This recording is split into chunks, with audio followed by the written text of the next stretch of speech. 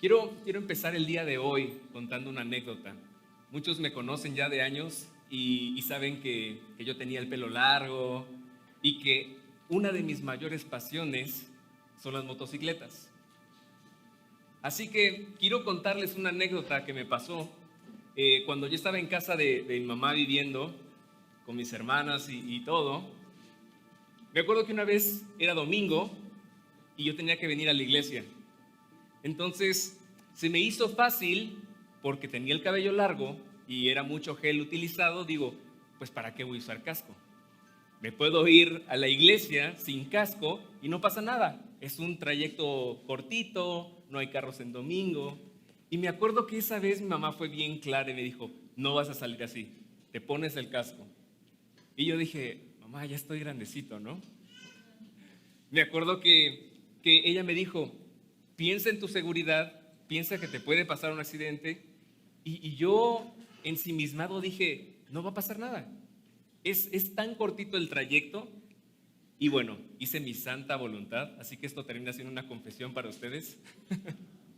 Y me acuerdo que yo venía ya en la motocicleta, en el libramiento, en la carretera, imprudencia total, insensatez total, pero yo me acuerdo, tal vez yo así lo percibí, mi cabello se hacía así ondulado, montado en la motocicleta, las lagrimitas ya iban hasta acá, pero yo con una plena felicidad, y de repente empecé a escuchar una sirena de patrulla. Y dije, ok, ya entendí, me tuve que orillar en una gasolinera, y ahí se bajó, me empezó a levantar mi multa, todavía de forma burlona, me dijo, joven, venía exceso de velocidad.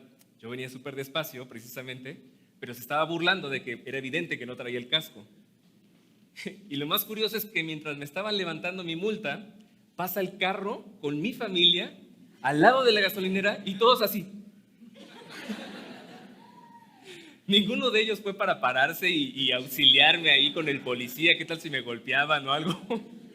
Obviamente llegaron más rápido a la iglesia que yo, pero esta semana que estuve estudiando y pasando tiempo con la palabra de Dios y hemos visto cómo se ha hablado estas últimas predicaciones acerca de la autoridad, pude ver evidente ese orgullo en mi corazón de no someterme a la autoridad de mi madre en ese momento y no someterme a la ley, porque yo sabía que estaba mal salir en motocicleta sin casco.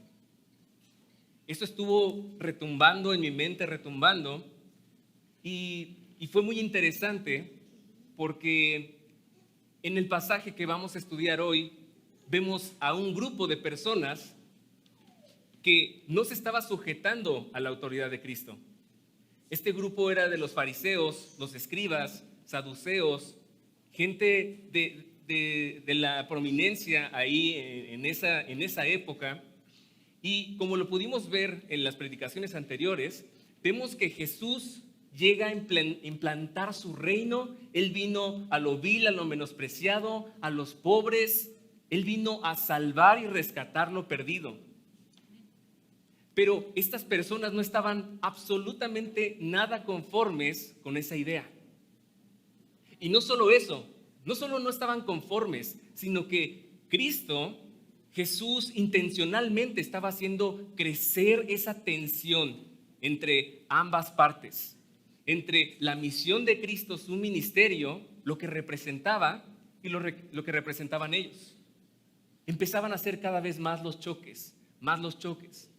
Ellos queriendo evidenciar que Jesús no era el Mesías, que Jesús estaba equivocado, esperando que se equivocara en alguna coma o letra de la ley para entonces intentar atraparlo. Y no solo eso, inclusive la palabra en el versículo capítulo 19, 47 nos habla de que ellos querían matar a Jesús. Es impresionante cómo no nada más querían quitarlo de la jugada buscando un arresto o que ya no estuviera ejerciendo su ministerio, sino que ellos querían llegar hasta el punto de la muerte de Jesucristo. Pero me empecé a hacer la pregunta, ¿por qué querían matarlo? ¿Por qué llegar a ese extremo de querer matarlo? Y es que si podemos estudiar a profundidad lo que estamos viendo en los pasajes anteriores y cómo se va a conectar con lo de ahora, Jesús representaba una amenaza muy fuerte para ellos. Jesús venía a los pobres, Jesús venía al enfermo, pero ellos que creían que estaban sanos, ellos estaban siendo amenazados por la persona de Jesús porque Jesús era humilde, porque Jesús condenó sus tradiciones, todas sus prácticas. Él condenó la hipocresía de los fariseos. Por ende, toda la gente que lo seguía, él daba palabra con autoridad, pero no obstante, ellos tenían esta envidia. No solo Jesús es una amenaza para sus costumbres, tradiciones, lo que ellos valoraban más, sino que estaba atacando directamente al punto medular que era el orgullo de los fariseos. Ellos estaban cuestionando absolutamente toda la autoridad de Cristo. Dinos, ¿quién te ha dado esta autoridad? Justo la predicación anterior que tuvo Bay fue acerca del viñador. Y vimos cómo este viñador tenía labradores que estaban trabajando la tierra, pero estos labradores pensaron que por haber trabajado, que por estar ellos en esa situación, ellos eran merecedores, podían ser equiparables al Señor, al dueño de la viña. Pero Jesús, en esa parábola que estudiamos el domingo pasado, dejó evidente que Él va a reclamar lo que es suyo, porque es su derecho. ¿Y cómo se conecta esto? Porque en el pasaje que vamos a ver hoy, de las personas que vamos a hablar, son las mismas que se dieron cuenta que para ellos era esa parábola. Así que si me ayudas buscando en tu Biblia, Lucas 20, del 19 al 26, dice así: los escribas y los principales sacerdotes procuraron arrestar a Jesús en aquella misma hora, porque comprendieron que contra ellos había dicho esta parábola, pero temieron al pueblo. Para sorprender a Jesús en alguna declaración, lo acechaban, enviando espías que fingieran ser justos, y así lo podrían entregar al poder y autoridad del gobernador. Versículo 21. Y le preguntaron: Maestro, sabemos que hablas y enseñas rectamente, y no te guías por las apariencias, sino que enseñas con verdad el camino de Dios. Versículo 22. Le hacen una pregunta a Jesús y dice: ¿nos es lícito pagar impuesto al César o no? Pero Jesús, percibiendo su astucia, les dijo: traigan un denario. ¿De quién es la imagen y la inscripción que lleva? De César, contestaron. Entonces Jesús les dijo: pues den a César lo que es de César y a Dios lo que es de Dios.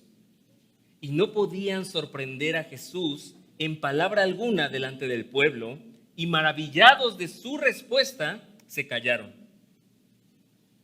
Así que el día de hoy, lo que me gustaría ponerte en esta mesa es que entendamos que mi sujeción a la autoridad de Dios me hará sujetarme a las autoridades terrenales, pero nunca por encima de la autoridad de Dios. Te la voy a repetir: mi sujeción a la autoridad de Dios me hará sujetarme a las autoridades terrenales, pero nunca por encima de la autoridad de Dios. Vamos a enfocarnos en los primeros versículos 19 y 20, donde están hablando de este grupo de fariseos, y están hablando también de unos espías. Estos espías eran sus discípulos de esos fariseos. Pero ¿qué podemos ver? Claramente estamos evidenciando dos tipos de personas a los cuales se rebelaban a la autoridad de Jesús. El primer grupo de ellos directamente se rehusaban a sujetarse a Dios. Se rehusaban directamente a sujetarse a Jesús, porque se creían dueños y con derechos. Estos son las personas de la viña. Empieza el pasaje diciendo que ellos comprendieron que la parábola de la cual estaba hablando Jesús se trataba de ellos. Ellos ubicaron que ellos estaban siendo esos labradores malos a los que se estaba refiriendo. Pero también vemos otro tipo de grupo, aquí con estos espías, que ellos estaban adulando a la persona de Jesús, diciéndole maestro. Lo estaban adulando con su boca, pero su corazón estaba no dispuesto a sujetarse. Inclusive en el paralelo de Mateo, Jesús los llama hipócritas. ¿Por qué me tentáis? Aún con toda su adulación que ellos estaban teniendo para con Jesús, Jesús conocía lo más profundo de sus intenciones. Pero notemos cómo estaban estas personas, estos espías, tratando de fingir esa justicia, ese ser justos.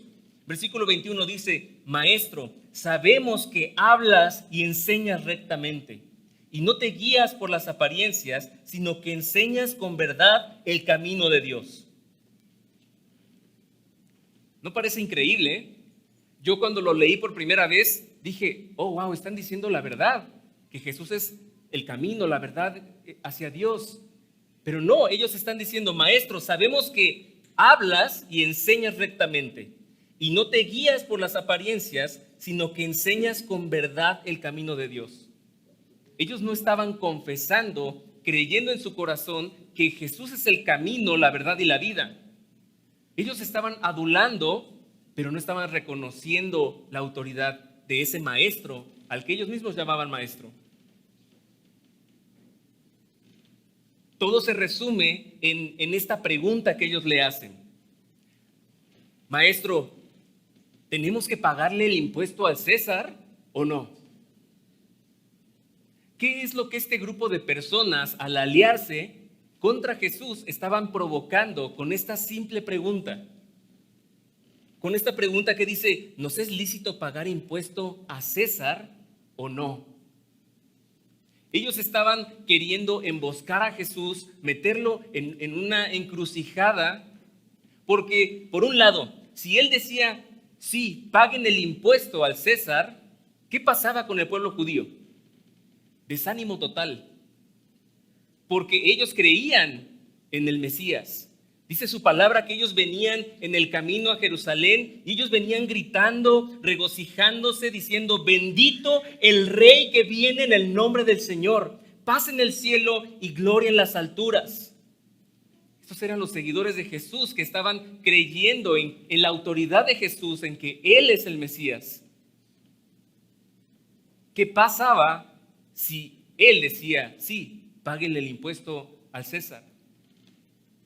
¿Por qué digo que era una pregunta difícil en esa situación? Y yo creo que cuando se hizo esta pregunta, toda la multitud quedó callada, así como ahorita, escuchando, tratando de escuchar la respuesta de Jesús. Era un tema muy importante, porque era un tema que era como meter el dedo en la llaga. Todo nace de la idea de ¿por qué tenían que pagar un impuesto? Porque tenían que estar bajo el imperio romano. ¿Por qué tenían que siquiera usar esa moneda como suya? Ellos como judíos, ¿por qué tenían que usar una moneda romana? Porque estaban bajo ese gobierno romano. Entonces no es lo mismo decir: pago mis impuestos en pesos, a estoy dominado y tengo que pagar forzosamente, y no obstante, el imperio que me está dominando es de los peores. Eso era lo que estaba en la mente de ellos. Por eso cuando le hacen esta pregunta, era una respuesta muy esperada, muy interesante, porque también, si por el otro lado, por el contrario, Jesús decía: no, no paguen el impuesto, ¿qué pasaba ahora con el otro lado? Recordamos que también entre la multitud, dice la palabra en Mateo, que había herodianos, simpatizantes del rey Herodes. Al estar esas personas presentes y estas personas que tramaban esa emboscada, si Jesús decía: no, no le paguen impuesto al César, ¿qué iba a ocasionar eso? El arresto inmediato de Jesús. El poderlo culpar por rebelión, porque no se sujetaba, porque él estaba generando una revolución ahí con los judíos para contra el César. Pero es tan impresionante la forma en que Jesús nunca cae en ninguna de las trampas humanas, en ninguno de esos intentos. A mí, no sé ustedes, pero cada vez que veo en la palabra que le preguntan algo a Jesús y él responde con una pregunta, es como, algo chido se viene. Va a haber tensión aquí. Y bueno, también quiero darle este consejo a todos los casados. Si tu esposa enojada te dice, ¿dónde estuviste anoche? Bueno, ¿por qué llegaste tan tarde? ¿Por qué llegaste tan tarde? No vayas a preguntarle, ¿el bautismo de Juan era del cielo o de los hombres? Porque te va a ir pésimo, te va a ir muy mal.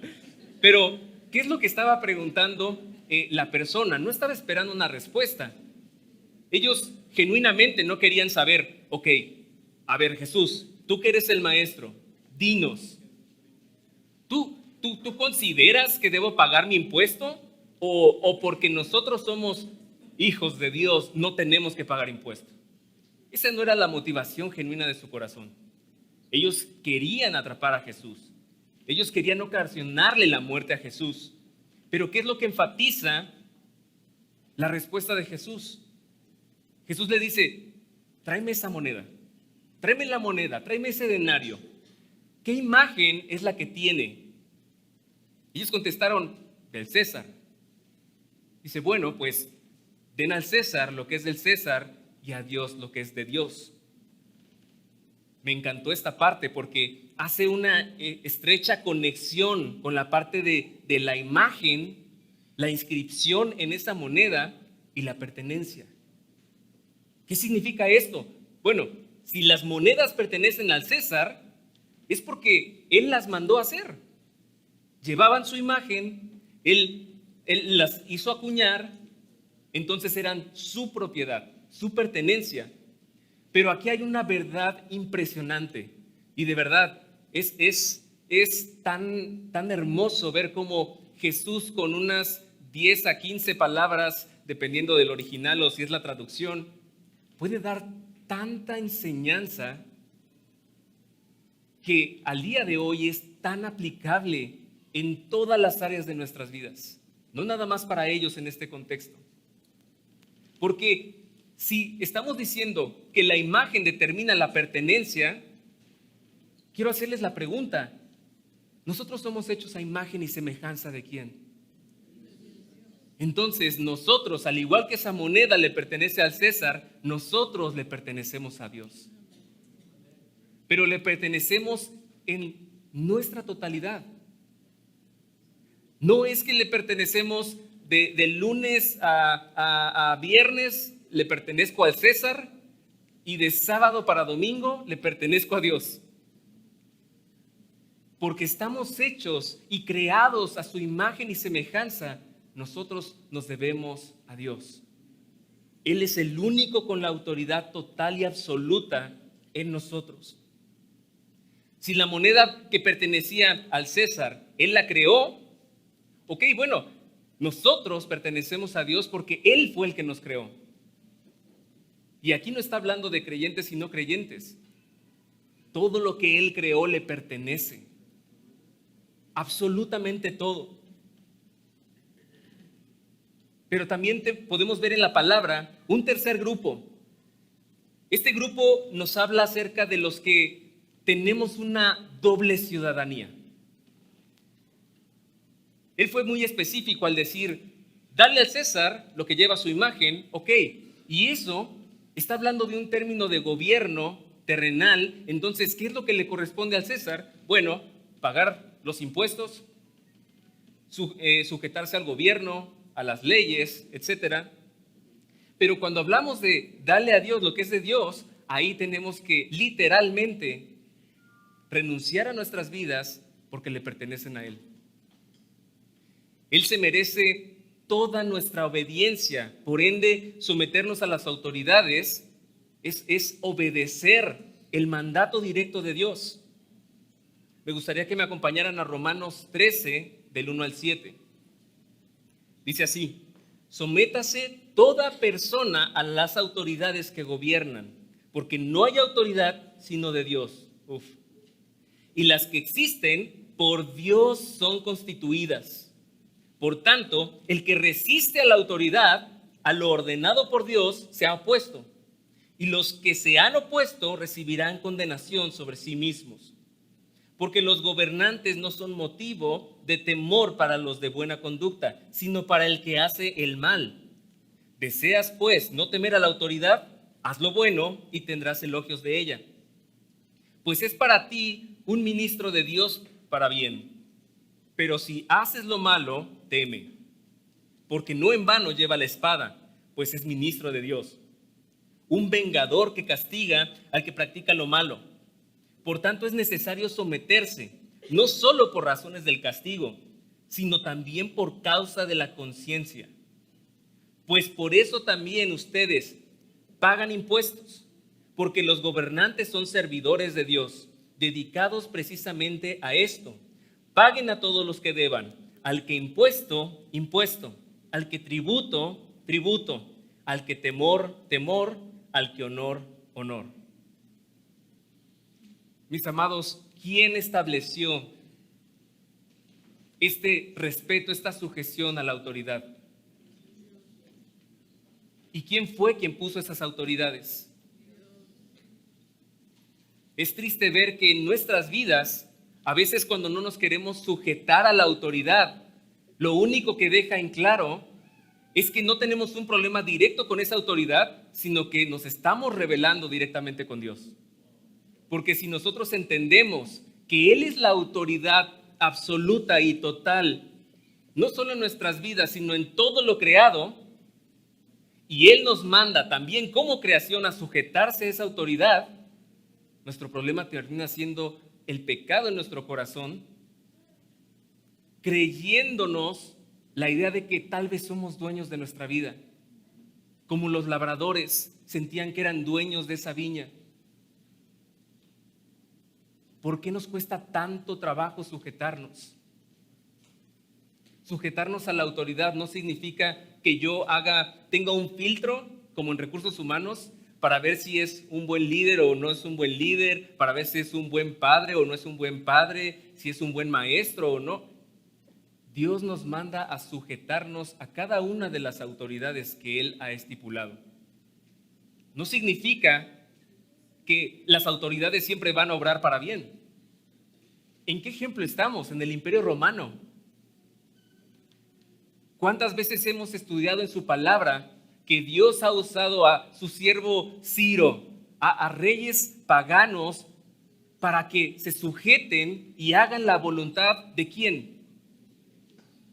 No importa el tamaño del imperio, no importa el tamaño del reino, todas esas autoridades, gobernadores, emperadores, están sujetos, así como nosotros, a la autoridad suprema de Jesucristo.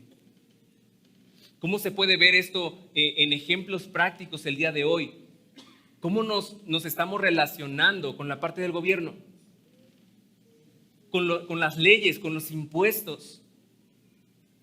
Y voy a tocar una fibra más sensible, con los presidentes.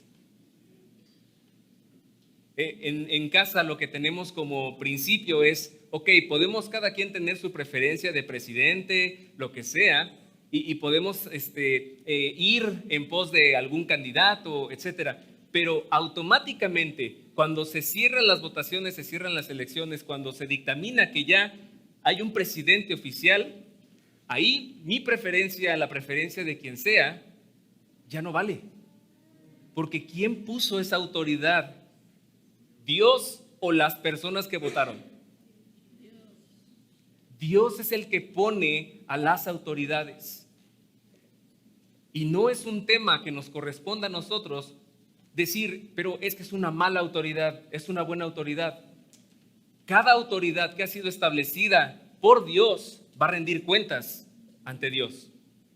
De Él es la justicia, no de nosotros.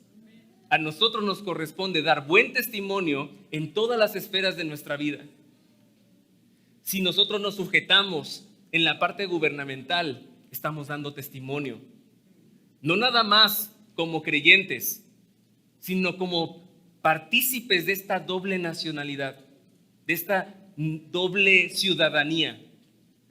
Imagínense tener doble ciudadanía y no es que porque te guste más un país u otro, vas a poder dejar de cumplir tus obligaciones en cada uno. Por eso eres ciudadano de ambos. Es la misma cosa que está diciendo aquí. Nosotros no podemos decir que nos sujetamos a la autoridad de Dios sin sujetarnos a las autoridades. ¿Cómo se ve en la parte espiritual? ¿Estamos respetando la autoridad de nuestros pastores, de nuestros líderes? ¿O cuando llegamos a consejería, estamos más esperando a ver si me va a apapachar con mi pecado? A ver si me da otra oportunidad. Y si me confronta con mi pecado, si me dice el camino del evangelio que yo debo de seguir, entonces ya no me conviene, choca con mis intereses, entonces no lo respeto. ¿Cómo interactuamos para con las autoridades? Lo mismo lo podemos ver en la parte matrimonial. Dice la palabra, esposas, sujétense a sus esposos si son buena onda, si las tratan lindo. ¿O qué es lo que la palabra dice? Sométanse a sus esposos. Pero ojo, porque no termina ahí. A nosotros, ¿qué nos dice? Esposos, amen a sus esposas, así como Cristo amó a la iglesia. Así como las esposas se sujetan a los esposos ¿a quién nos sujetamos? Creo que eso es un filtro para poder reevaluar cómo estamos interactuando con esa sujeción con nuestro Dios. En la parte familiar con nuestros padres. ¿Cuántas veces no nos hemos cansado de decir, es que mi papá está mal, es que mi mamá está mal? Ese no es el foco del por qué Dios nos puso en esa estructura de sujeción. Nosotros no tenemos por qué demandar que sean mejores padres. Nosotros tenemos que sujetarnos. ¿Por qué? Porque si mi sujeción es para con Dios y Dios me manda sujetarme absolutamente a todas las demás autoridades, yo solamente tengo que obedecer. Hay una frase que me gustó mucho y es: la sujeción se trata de honrar a Dios. No se trata de la virtud que yo perciba en una autoridad. Si es buena autoridad, entonces, según mi criterio, sí me voy a sujetar, pero si no, no es digno de que yo me sujete. Cuando nosotros vemos la autoridad de Jesucristo como superior a absolutamente todo, esto nos implica a pasar a una situación no tan cómoda. Porque ¿qué pasa cuando ahora el César, la parte terrenal, con todo y sus leyes, con todo y lo que estipula y que nosotros nos sujetamos, ahora sacan una ley que va en contra de la palabra de Dios? ¿Cuál es nuestra respuesta para con eso? Entramos en debate de si es bueno, si es malo. Tal vez, como decía Bay la vez pasada, tal vez la Biblia ya es anticuada, o tal vez se escribió pues ya desde hace mucho tiempo, no la han actualizado, la Reina Valera 2030. O nuestro deber es, no, la palabra dice esto y yo así lo tengo que hacer, pese a la autoridad terrenal que está. Porque yo no puedo ir en contra de los principios bíblicos, porque antes de sujetarme al César, mi compromiso, mi pertenencia está para con Dios.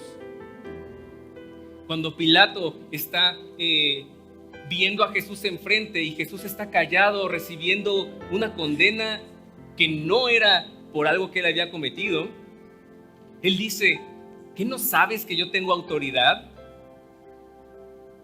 Y Jesús le dice: no tendrías autoridad si no se te fuera dada. Y todos como, ahí todos sus súbditos, ¿no? ¿Qué podemos ver como conclusión de esto? Jesús no estaba intentando separar la parte terrenal de lo espiritual, lo político con la religión. Él estaba dejando claro: que cuando mi sujeción a la autoridad de Dios es total, absoluta, el hecho de que yo me sujete a las autoridades terrenales va a ser siempre una consecuencia, va a ser un fruto. Y quiero hacer mención de los 3 grupos que estábamos hablando hace un rato, porque como creyentes y no creyentes, podemos bien identificarnos en estos grupos. Puede haber personas aquí que en este momento tal vez vinieron por invitación, tal vez encontraron Iglesia Lumina en el Google Maps y llegaron, pero genuinamente no están reconociendo la autoridad de Dios en sus vidas. Déjame decirte que aunque tú no reconozcas esa autoridad, no significa que no le pertenezcas. Y que Él va a venir y Él va a emitir ese derecho, Él va a ejercer ese derecho de reclamar lo que es suyo. Creas o no, porque esto es algo que va por encima de nosotros. Pero tal vez esto confronta también nuestras vidas, así como en el grupo 2, cuando nosotros hemos caído en circunstancias donde alabamos a Dios con nuestra boca, decimos que somos creyentes, que somos cristianos, pero nuestro corazón no está nada convencido de esa autoridad de Dios y por ende nunca pasó por nuestra cabeza realmente sujetarnos a Dios. Me encanta el tercer grupo porque evidencia a las personas fieles a Dios, que ponen por delante el hecho de que Dios es suma autoridad por sobre todas las cosas. Y que no obstante, aún bajo un dominio, bajo ser gobernados por imperios paganos, por gobiernos corruptos, ellos son fieles al único al que le debemos toda nuestra vida. Y Cristo es el mejor ejemplo de esto.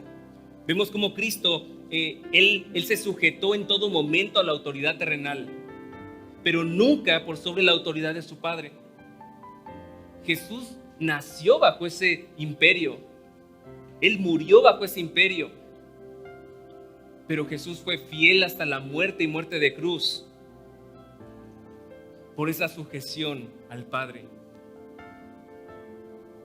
Así como el gobierno terrenal no deja impune cuando hay una falta, bueno, así mismo el carácter de Dios, cuando no dejó impune el castigo para con el pecado.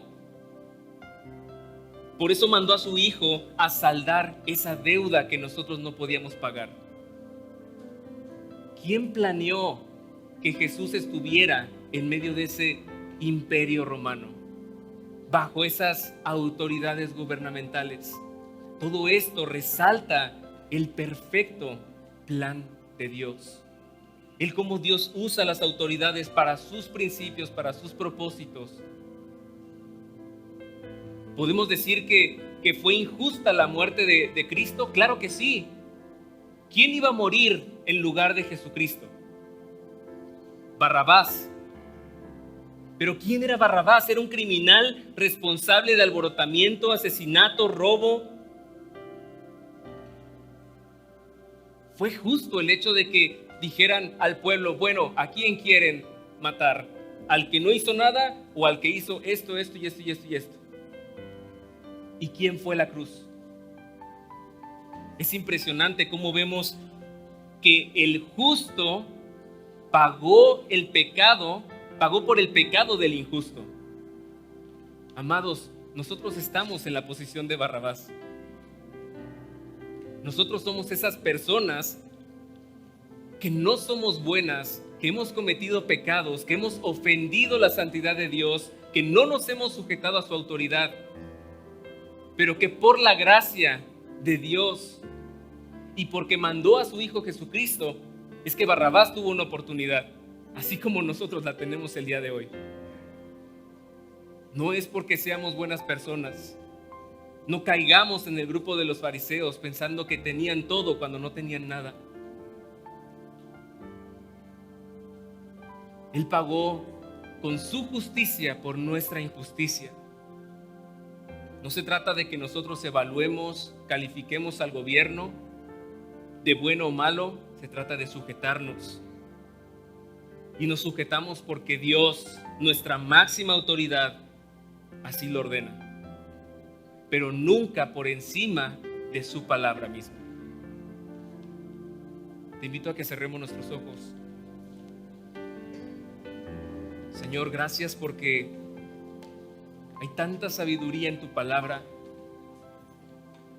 pero también es una lámpara que ilumina nuestras vidas y que nos muestra tanto pecado que hay en nuestros corazones, pero a la vez tanta esperanza que hay en tu Hijo Jesucristo para con nosotros.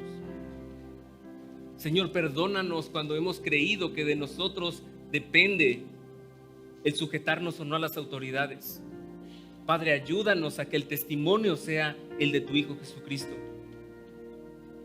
Que para toda la gente que nos rodea en cualquier tipo de esfera del día a día, que puedan ver esa sujeción total y absoluta a Dios y que por eso nos sujetamos a las autoridades, Señor. Te damos gracias en el nombre de Cristo Jesús. Amén.